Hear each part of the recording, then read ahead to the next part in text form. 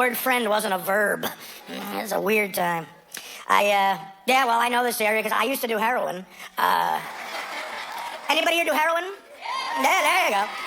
That's another way of asking if a heterosexual man has ever sucked a cock. So thank you for telling us that, sir. Thank you.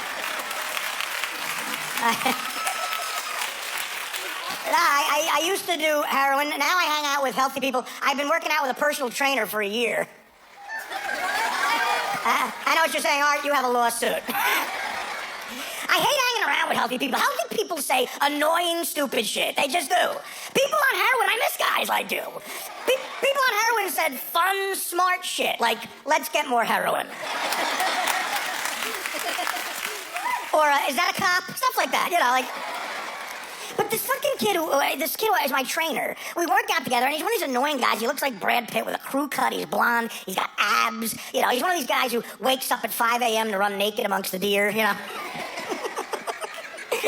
Goes to a Tony Robbins seminar every week, Positive thinker, just a real asshole, And every once in a while when I'm working out, I'll stop because I'm sweating, and I'm sweating like a pig, and he goes, what's the matter? And I go, dude, it's hard to forget heroin. That's a hard high. That's a hard high to forget. Come on. And he actually said this to me. He goes, have you tried running? I could have let that go, But I'm an asshole, and I'm kind of cynical. I was so fucking mad, my eye was twitching. I was like, what the fuck are you talking about? And he actually said this to me. He goes, I guarantee you a runner's high is just as good as a heroin high. So I said, okay. Have you tried heroin?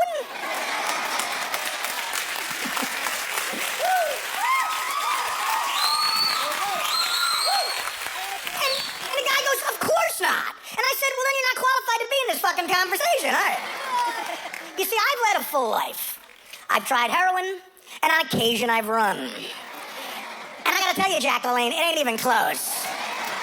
He goes, you're just being negative. Do me a favor, tomorrow you wake up and you run 3 miles straight, and you call me and tell me how you feel.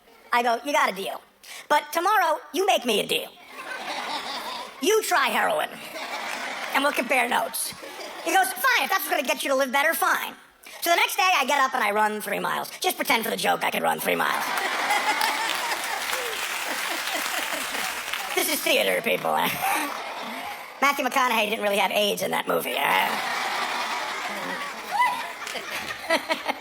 So the next day I get up and I run 3 miles, which really means I had a sub sandwich and watched the Jet game. And I call him, I go, dude, when does it start feeling like heroin? Because it's ridiculous, I'm not feeling it. He goes, you're just being negative. I go, did you try heroin yet? He goes, of course not. I go, we had a deal. He goes, look, I'll try heroin and I'll get right back to you. I didn't hear from him for 2 years. Then one day I was walking under a bridge in Pittsburgh. He came at me like this. Dude, you were so right. Heroin's way better than running. Could I borrow $20? He said, nah, man, I gotta run.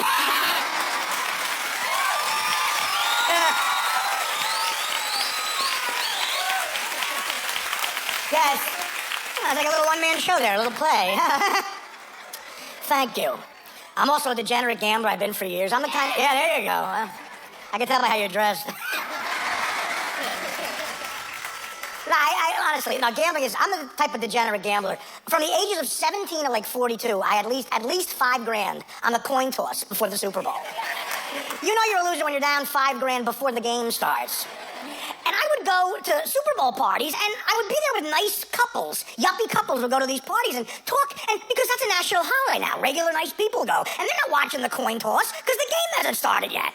They don't know that 10 feet away from them is me, and I got my mortgage on the coin toss. And their life is about to careen into mine. They're having a nice conversation. Like, hey, is this Zinfandel from Australia? It is. I told you, Marie, it's from Australia. I was telling her, my wife said France. I said no. I said, the way it goes with the cheese, this Zinfandel is actually from Australia, not France. Fuck!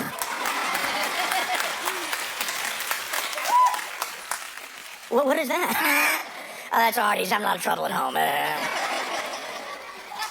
Next year, it's like the same thing. Like, have you seen Les Miserables? Oh, my God. It is going to sweep the Tonys. It's going to sweep... I heard it's a true story. The costumes, the dancing. I heard it's... Yeah, it's based on... It took like 10 years to write. Andrew Lloyd Webber, it's his best work, right? There's nothing... Is there anything better? God, fuck! Artie again? Because they call gambling a disease, you know. My friend, the great Norm Macdonald, actually has the best line about that. Yeah.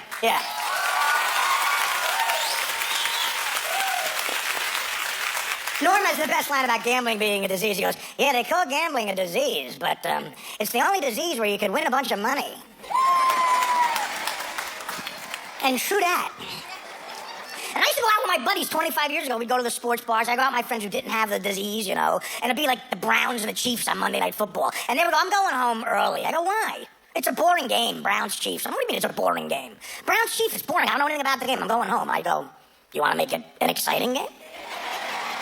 And they'd be like, what are you talking about? And I go, how much money do you have in your bank account?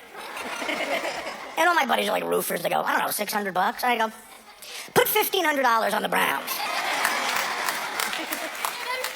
We'll get some Coke and watch it. It'll be like New Year's Eve at P. Diddy's house.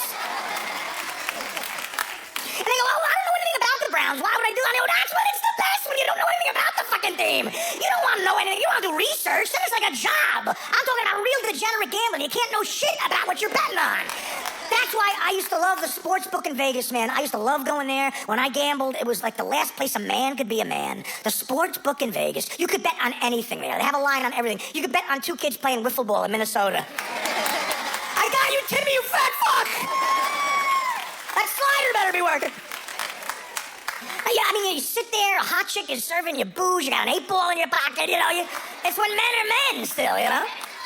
And, you know, I used to bet on shit that I knew nothing about. And people would say to me, Art, how do you know you have a gambling problem? Here's how you know. If it's 4 a.m. and you're at the sports book in Vegas and your jaw's going crazy from bad coke that you got, okay? And you're walking around going up to total strangers asking them, hey, did you see the high school lacrosse scores?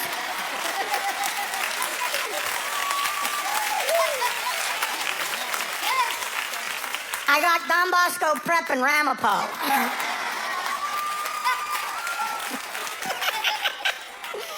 They'd be like, no, we're scared of you, Art. Oh, how many people here are 25 years old or younger? How many? Yeah?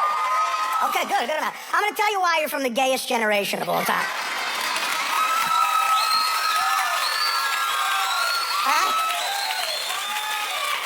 This is Uncle Artie talking there, all right?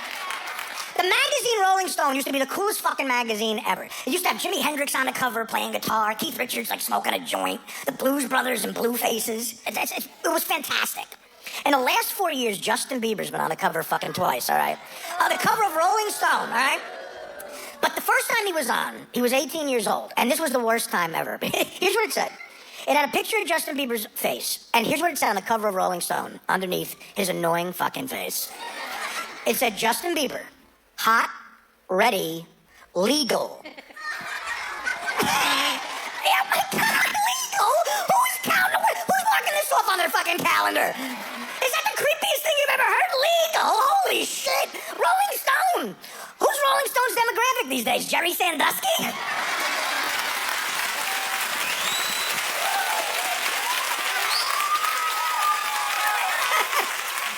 I hate Justin Bieber. Here's how much I hate Justin Bieber. I would help Jerry Sandusky. I would help him break out of prison for just a day. Call it like a work furlough or something. All he'd have to agree to do on national television would be to mouth fuck Justin Bieber for like 2 hours. Get Jay-Z or Nas to kidnap Justin Bieber, bring him to a basement in Brooklyn, duct tape him to a chair, and then have Sandusky come out from behind the wall with that creepy fucking voice. Just grab him by that bouffant hair. And for just 2 hours, just like, oh, Justin.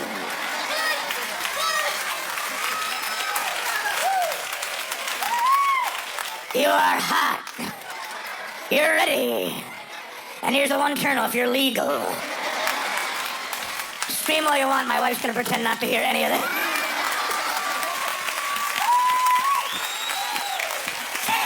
Say what you want about Mrs. Sandusky. That's a real fucking woman. Talk about standing by your man to pretend you don't hear a kid getting raped 10 feet from you.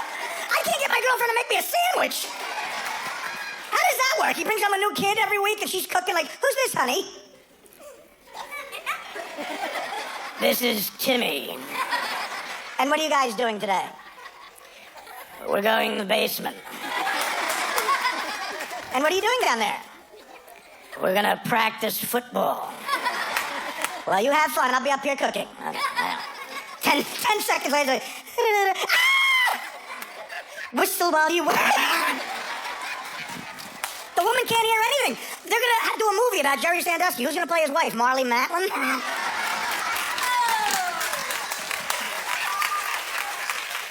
She's a deaf actress.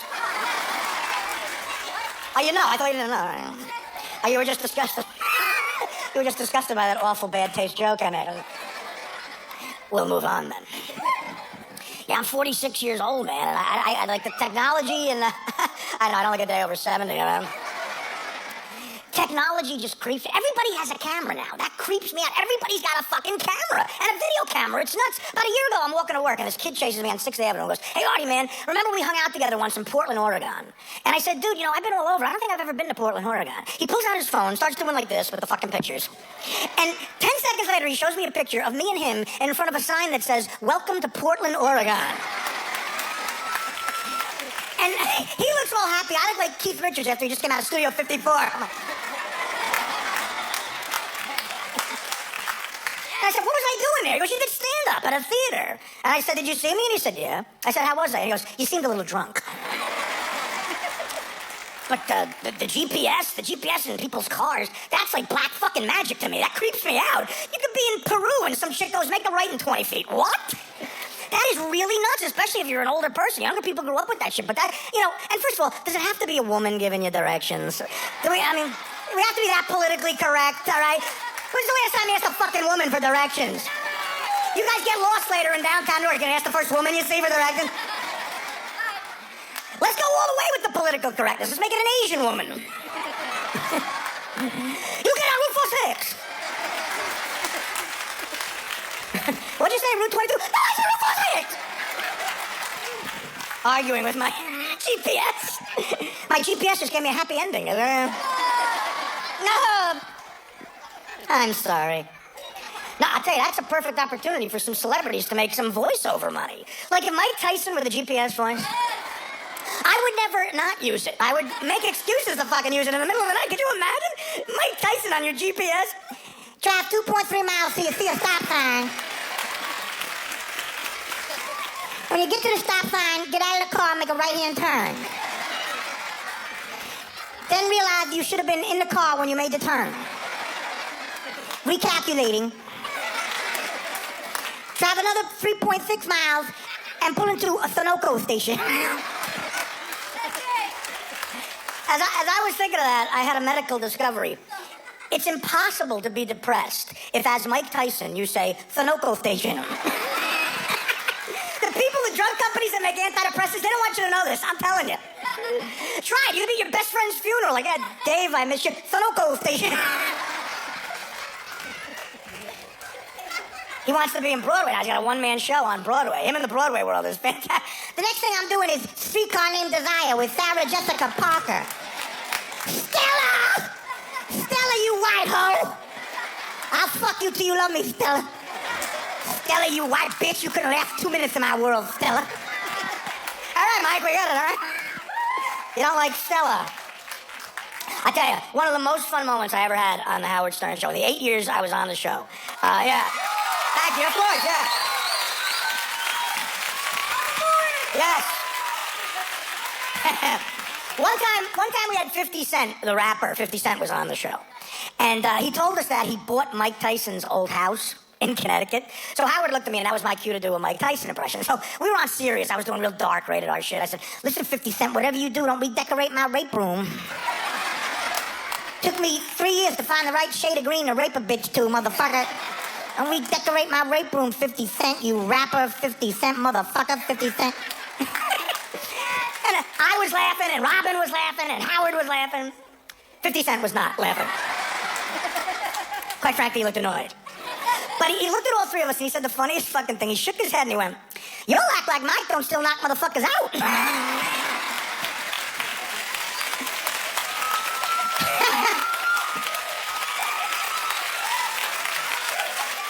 And true that. That got me thinking. Yeah, I was thinking after that one. I love living in this area, in the New York area, because it's great for comedians because, the papers write your material for you. Like, one of the New York papers had this story, a true story. A guy in Long Island, like about a month ago, got indicted for raping 4 of his pets. True story. He fucked 3 of his dogs. But here's the great part. He also fucked a parrot. He raped 3 dogs and a parrot. Now, listen, I could see dogs. They're kind of cute, whatever. But a parrot... If you're gonna fuck an animal, why fuck the one animal that could tell someone about it?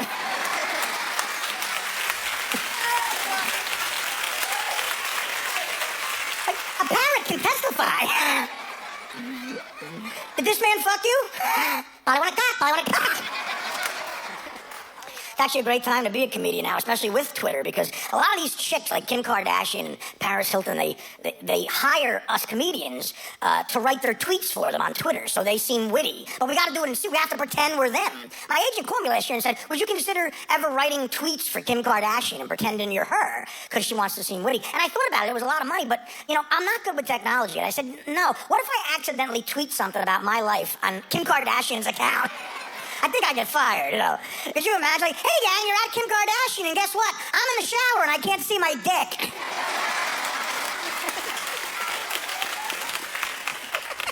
Hey, guys, you're at Kim Kardashian, guess what? A Mexican whore just threw up on my balls. Again. I think I'd get fired. The mom would be mad at me. Bruce Jenner would try to get mad at me, but at this point, he can't make a face, though. What a fucking shame.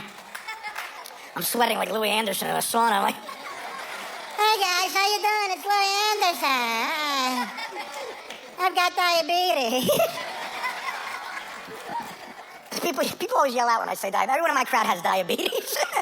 Someone was I did a gig in Baltimore. A woman was chanting diabetes after I said it. You don't hear that at a One Direction concert. I'll tell you, those One Direction kids, I'm pretty heterosexual, but I would fuck every one of those guys. One Direction better not go to jail with me. Because it would turn into One Erection pretty quick, I'll tell you that. I'll admit it. I don't care. I'd fuck them. I'm secure in my sexuality. I'd fuck them. Well, I've been depressed a lot lately, though. Anybody might understand this. If you watch MTV, you might be depressed, too. I haven't been able to get out of bed a lot lately. Very depressed over this. I don't know if you saw this, but Adam Levine had a bad acne problem. Are you fucking kidding me? We gotta hear he had an acne problem? Oh, Adam Levine had an acne problem? Go fuck yourself. How's that sound, you piece of shit? What, the royalties from the shit Maroon 5 songs dry up? You need acne medicine money? Fuck you. Adam Levine had acne. Okay, I'll get upset over that. Sometimes in New York, I pass by this Vietnam vet. He's got no legs, lost both his legs, and he's asking for money every day. And I walked up to him the other day. I said, how dare you? Do you realize that Adam Levine had acne when he was 17? Like every other person on the fucking planet Earth? And you're asking for money? You got no legs? Who gives a shit? Adam Levine's dealing with the memory of acne. I'll tell you, if you're 17 and you have acne, good news, Adam Levine found a cure. Apparently, the cure for acne is you have to somehow get 20 Victoria's Secret models to sit on your face. Adam Levine's done extensive research, and he found the cure. He found the cure for acne in Bar Raffaelle's pussy juice. So I'm a Giant fan. Any Giant fan there? I like the Giants. Listen. I like the Giants because of Eli Manning. He didn't have a great year this year, but I love Eli. I mean, listen, Eli's the only thing between Tom Brady and a perfect life. You got to admit that. Without Eli, man, think about Tom Brady's life. He's married to Giselle Bündchen. I'd like to say that again, Bündchen. He's got a mansion in L.A., right? Perfect life, millions of dollars. But in the Super Bowl, he can't beat a quarterback that looks retarded. Yeah. Listen, I love Eli, but he looks retarded. I mean... bit of a mouth breather.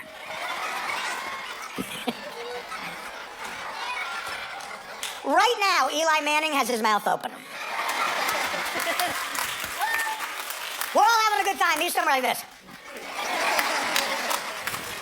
I play football. I play football on a football team. I play football. But at least he's not like Jimmy Johnson, the old cowboy coach, doing those Extends pills commercials. I love it. The cowboy coach has a small fucking cock. Yeah. Extends pill. And he gives you that bullshit on the commercial, like, it's not about making what you have bigger. It's about maximizing what you already have. You got a small dick. But the best part about that commercial with Jimmy Johnson, the best part, the last minute, an announcer comes on and actually says this. He goes, if you act now and buy Extends pills in the next 5 minutes, you'll get invited to a special dinner where you'll meet Jimmy Johnson. Okay, guys, think about it.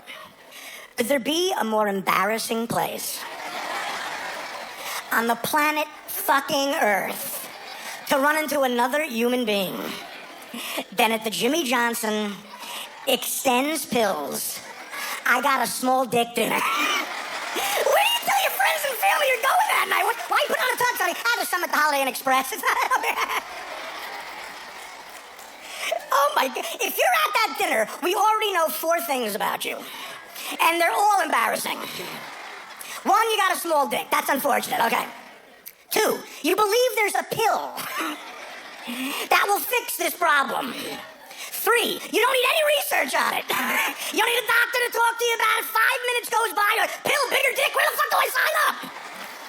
And 4th, and maybe the most embarrassing, you want to meet Jimmy Johnson.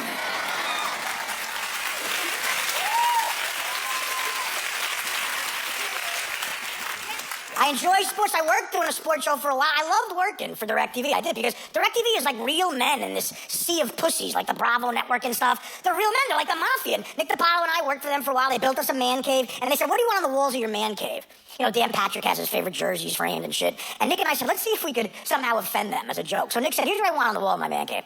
I want a painting of Michael Vick playing poker with dogs. And we thought that would offend them. They were like, fucking yeah! They pointed at some Korean chick with a bag. Draw that bitch! I'm like, what do I do? She's all scared and crying. Like, and I said to myself, how can I top that? So I said, here's what I want. I want a photo of Peyton Manning in his Denver uniform, okay? Photoshop next to a picture of O.J. Simpson. And I want a caption underneath to read, O.J. Simpson and a slow white Bronco.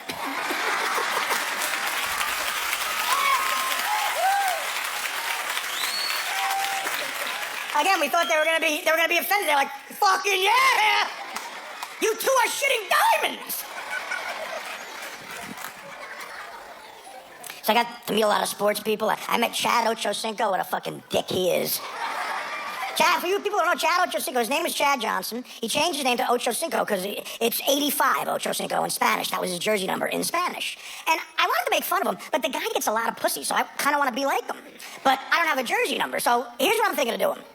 From now on, I want to make my last name, my cholesterol level, in Spanish. Which, of course, would make me Artie Cuatro dos Ocho. That could be my blood sugar, too. Yankee fans, I met Jabba Chamberlain. Don't you guys think Jabba Chamberlain is proof that one of the 20,000 women that Will Chamberlain fucked was a chubby Eskimo? Just a thought. That's not talked about enough, by the way, that statistic. Will Chamberlain claims in like a book or something that in the 20 years he was in the NBA, he fucked 20,000 women. That's the best stat of all fucking time. Fuck 700 home runs, 20,000 women in 20 years. Do the math on that, man. I mean, that'd be a couple of days where you had the flu or something. I mean, that's impressive. If Will Chamberlain were an organ donor, he could keep his liver and his pancreas. I want his fucking cock. I would love to have Will Chamberlain's big experience black cock. Think about it, guys. It's the best of both worlds to be a white guy with a black cock. It really is. Think about it. You could still get a cab. You could still join a country club. But at night, you get to fuck your wife with a big black dick. Everybody wins. Everybody wins.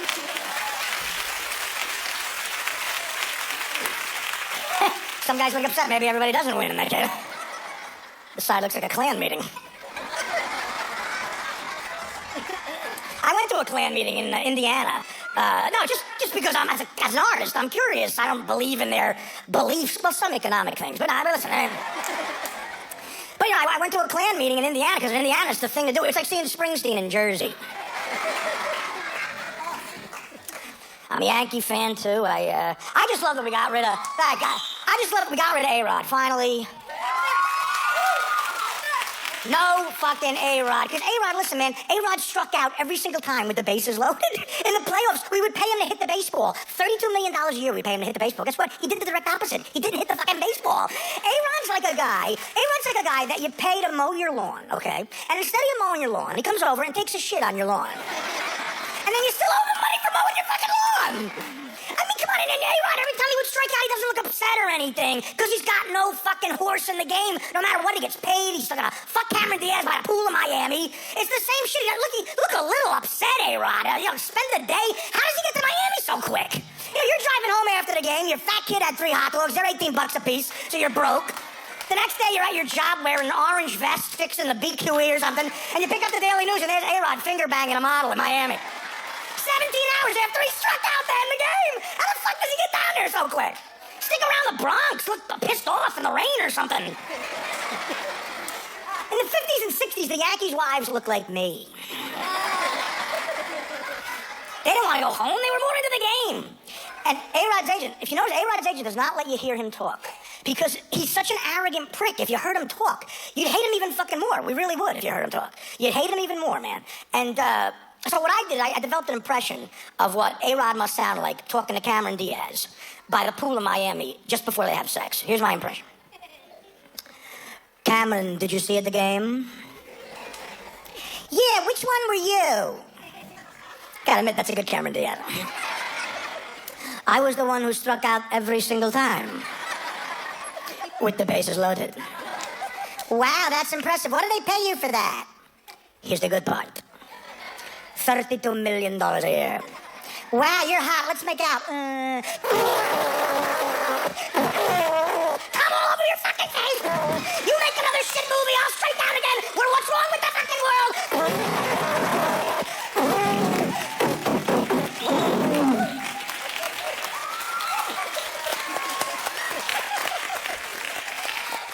I apologize, guys. Listen, I'm a season ticket holder, and some of these aren't jokes, they're just pure anger. Yeah, so the new sports I can't stand. I can't get it. Like MMA, I can't. The MMA, it creeps me out, that MMA fighting. My friends will love it, but you know what creeps me out about it is their bare feet. They got bare fucking feet. Put shoes and socks on. You're on television. Get dressed, man.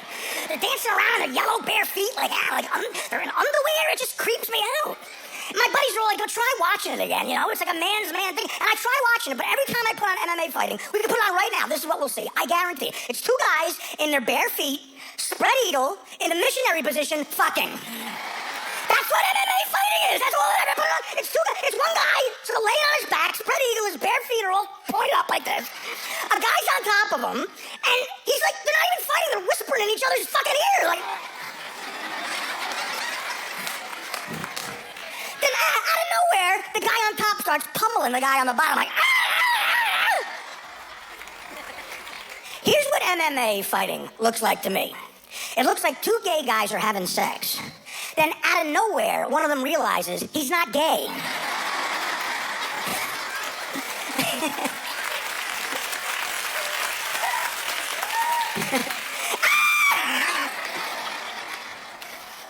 I just fucked Chuck Liddell.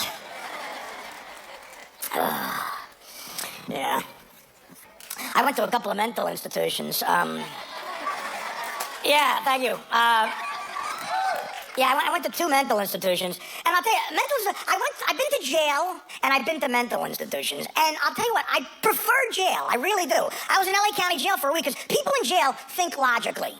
In mental institutions, they don't think logically. You can't reason with them, but in jail, you can. Like, people in jail, this is how they think. I needed money, so I stole a car. In mental homes, people think like this. I needed money, so I jerked off at the mall.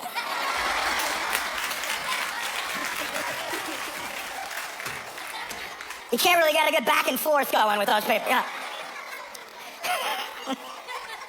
Yeah, it's kind of hard. But I tell you, you haven't lived till you played Scrabble in a mental institution. There's people who smoke so much crack that they go crazy. Like there's crackheads who smoke so much crack that they go to a mental institution and they give them Scrabble to play. Do you know what happens when you give a crackhead Scrabble? This is what they do. They go, no, I don't want to play Scrabble. You know what I'd like to do? I'd like to smoke crack. Do you have my chart there? Does it say Scrabble head? But, you know, it was just me and these two other people in a mental institution. You don't know what you're going to do. Is someone going to get you? You don't know. You're in those robes. Your ass is hanging out. I figured, fuck it, I'll play Scrabble. It was me and two other people. I was keeping score, which already makes it a terrible Scrabble game. The other two people were this. The one other person was a woman who weighed 80 pounds from smoking too much crystal meth. She looked like Keith Richards, this poor woman. And look, listen, I've said this before. Crystal meth is a great drug if you need to walk to St. Louis one weekend. She had been up for 4 weeks, I believe, so she didn't look good. The other person in the game was a 400-pound guy who was on Thorazine and methadone, and he hadn't gotten his medication yet, okay? That was the other guy. He was like 400 pounds with a beard, really scary guy. So that's the Scrabble game. The big guy on Thorazine and methadone went last, and when it was his turn to go, there was an open G on the board, and he very calmly put an M and an R next to the G. It said GMR. And I was scared of this guy. I said, great word, let's add that up. The G is a 3, right? I think it's on a double letter score. Great job, you know? The crystal meth broad decides now is the time in her life when she's gonna make a stand. She goes, that's not a word. And then at the table I'm going, it's a fucking word. She goes, no, that's not a word. GMR's not a word. I'm not accepting that. And I felt like going, really? Really? Now is the time in life when you're gonna have some fucking integrity? Shouldn't have been 30 years ago at your prom when your boyfriend offered you blow in the back of a shit limo? Look around us, honey. We're in a mental ward playing Scrabble. It's over.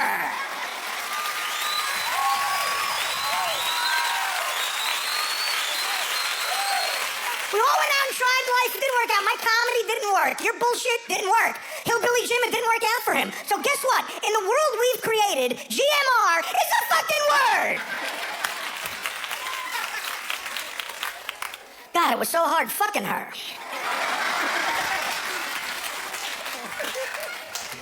So hard fucking her. I'm gonna keep going back to Louis. I'm gonna keep doing it.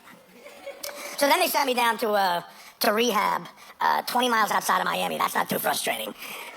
I'm in rehab, 20 minutes from Coke Town.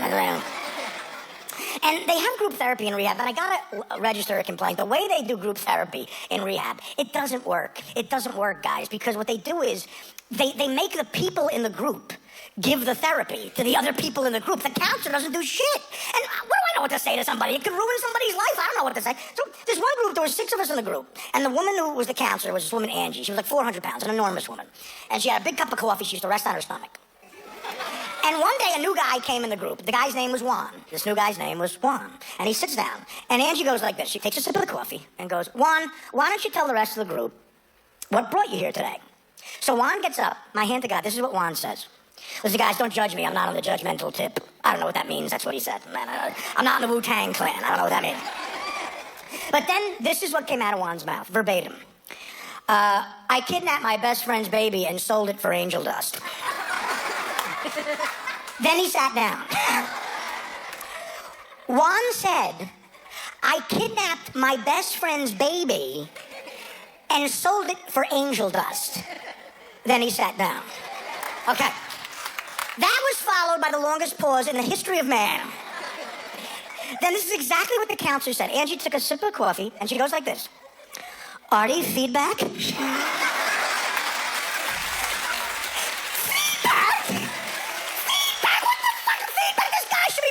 With Charles Manson. Feedback. What the fuck am I gonna say? I don't know what to say to this guy. I failed Jim. Okay? It's not fair to Juan. What I'm saying is, it's not fair to Juan. I don't know what to say. It's not fair to Juan.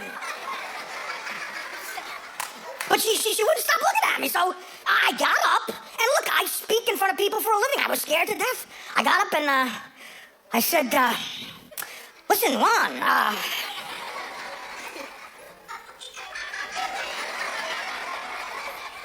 we've all had shitty days.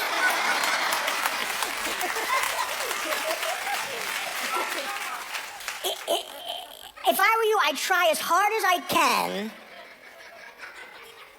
not to do that again.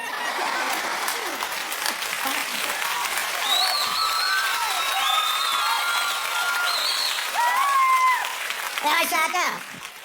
Then the funniest thing happened. There was a pause. Juan got up, walked towards me, and did this. So we fist bumped. I fist bumped Juan. We're actually okay now. I still talk to him. If you guys need angel dust or a baby, let me know. I know a guy. His name is Juan. I got a contact. Another great thing that happened in rehab, there was this guy, Dave, the counselor. Those counselors down there, they were all from the South, and they weren't used to, like, our northeastern meanness, like from Newark, like this New York area. And this guy, Dave, he had white hair and a big pot belly, and he looked like the skipper on Gilligan's Island. And he was the nicest guy. He talked like this. He goes, "Hey, Artie, isn't it a great day, buddy? Isn't it a great day, Artie? What a great day it is, isn't it, buddy? Just a great day. Just a great day." And I'm like, it's a great day. Whatever. I can't talk to you right now. And then it was his job to wake me up every morning and try to get me to go to community meeting. Now, community meeting in rehab is where you give your goal for the day and how you feel. And I always said the same thing. My goal is not to kill you, and I feel like I want to do heroin. So he would have to get me up. Now, what I would do is when he would get me up, I would just say the first 2 weeks I wouldn't get out of bed, and I would say the meanest fucking thing that would come to my head. Just the meanest thing. And he was so flabbergasted. He never heard anything so mean. All he could do in that voice was repeat what I said. That's what it would be like, "Hey, Artie, it's Dave, buddy. How you doing? Listen, it's 6 a.m. You're going to be late for community meeting." "What do you mean shove community meeting up my man pussy?"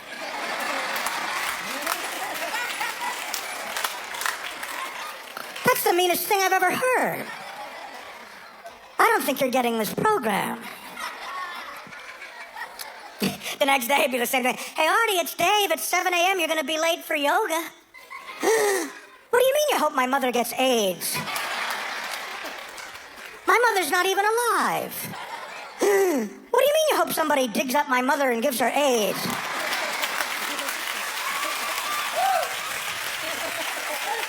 "That's the meanest thing I've ever heard. I don't think you're getting this program." And he's right, I wasn't getting the program. I wasn't a team player at that point.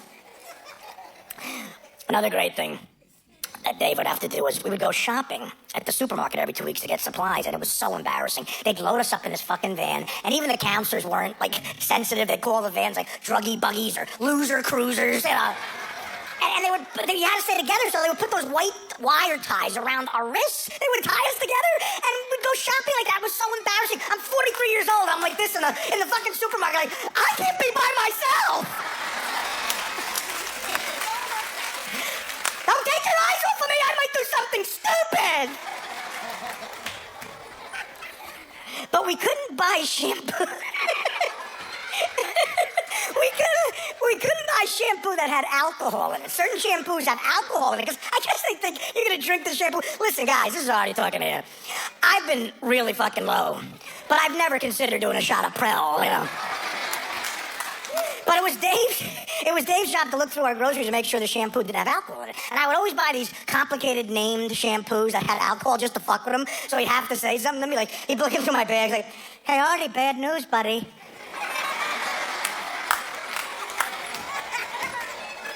Salon Selectives level 6. It's got alcohol in it, but he can't let you have it." "Fuck you, man, twat. I got a manageable hair."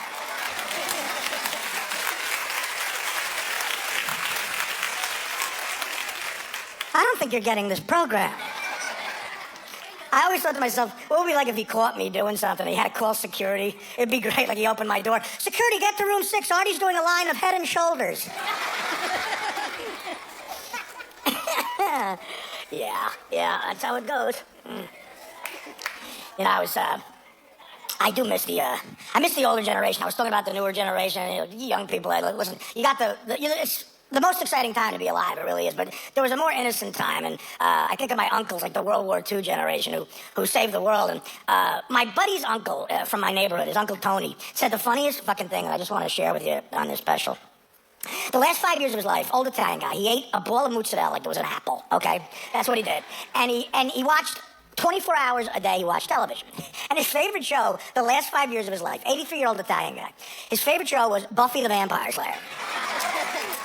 And he would eat mozzarella. One day I said to my buddy's uncle, I said, "Hey, Uncle Tony," we all called him Uncle Tony. I said, "Uncle Tony, this show Buffy the Vampire Slayer, what's it about?" And without missing a beat, he went, "It's a Jew broad fights Draculas."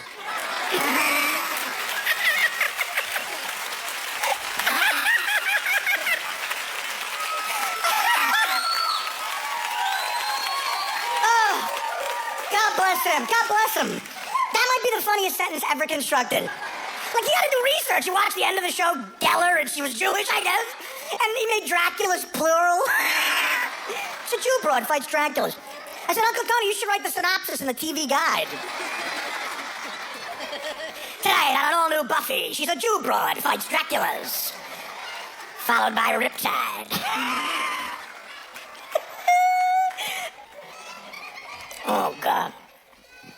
So, you guys are Howard Stern fans, I guess, right?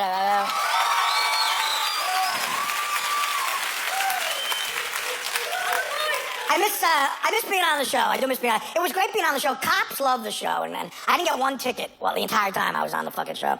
A story that I'd like to share that is my favorite one, having to do with that.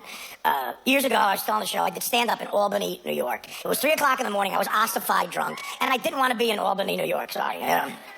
So I said to the guy at the hotel, I said, do you know an all-night cab company? He said, sure, I do. So he gets this cab driver to come to the hotel. He's driving this piece of shit car, town car. And he looked like a roadie for the Allman Brothers. That's what this guy looked like.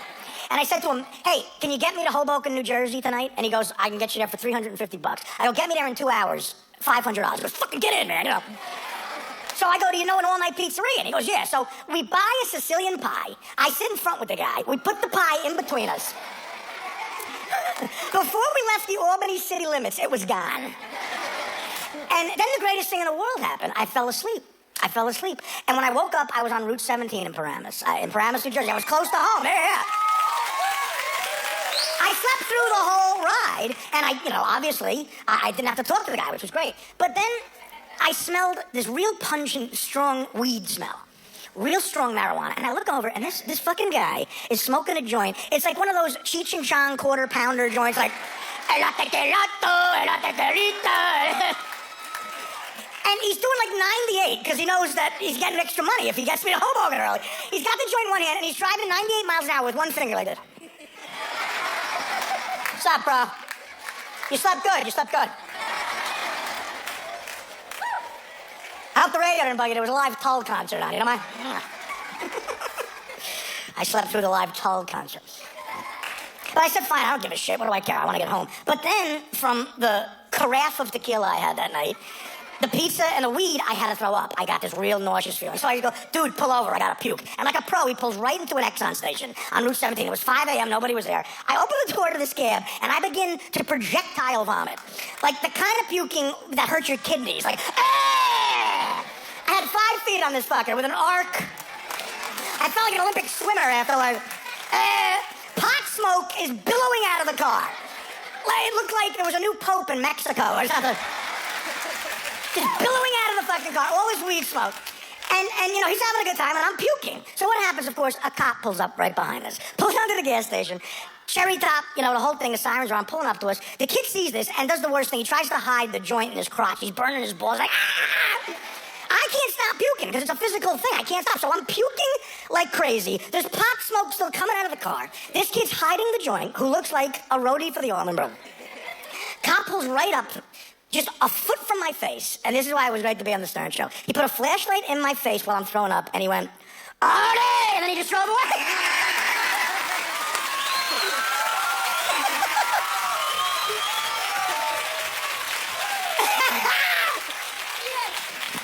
Coolest fucking cop ever. And the greatest thing, the way the story ends is, the kid looked at me, he couldn't believe it. The cop just left. The kid looks at me, he takes the joint out of his balls, and he goes, dude, are you famous? I was like, not really. Let's get the fuck out of here. Not really, yeah. So, yeah, I blew his mind. That's exactly what I did. But, I thought I got away with it, but you don't get away with anything on the Howard Stern Show. The following Monday morning at 6:01 a.m., Fred hadn't got done playing the opening music yet. Howard says to Robin, there's a cop on the phone that says Artie was puking at an Exxon station.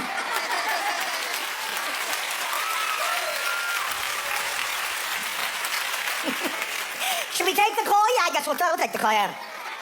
Robin, there's a phone call that makes Artie look like an asshole. Should we take it? I don't know. That'll cover an hour.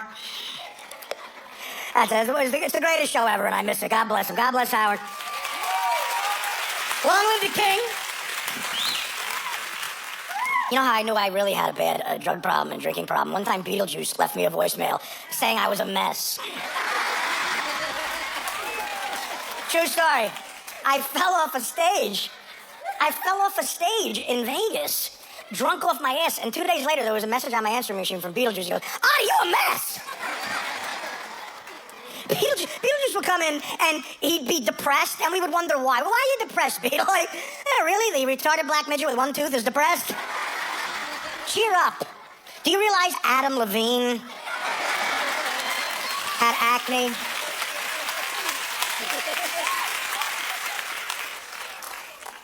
I don't like living in LA. I had to live out there for like 6 years. Who knows, maybe I'll go back. I don't fit in out there, I don't. Surprise.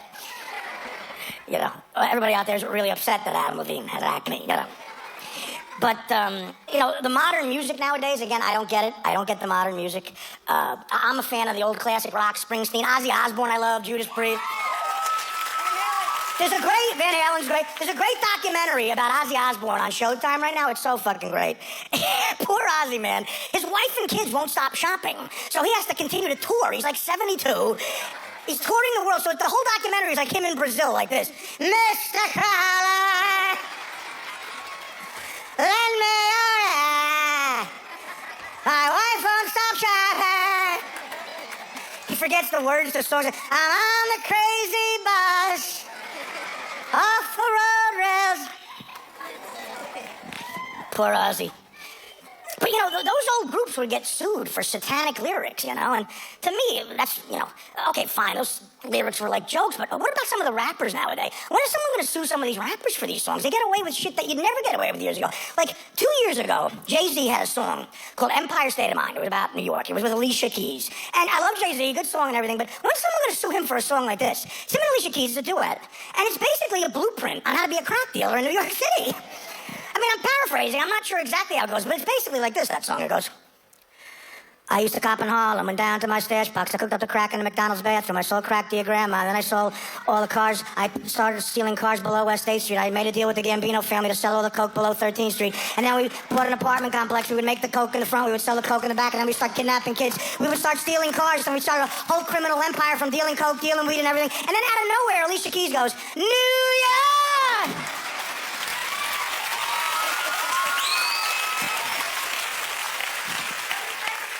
Where dreams are made of.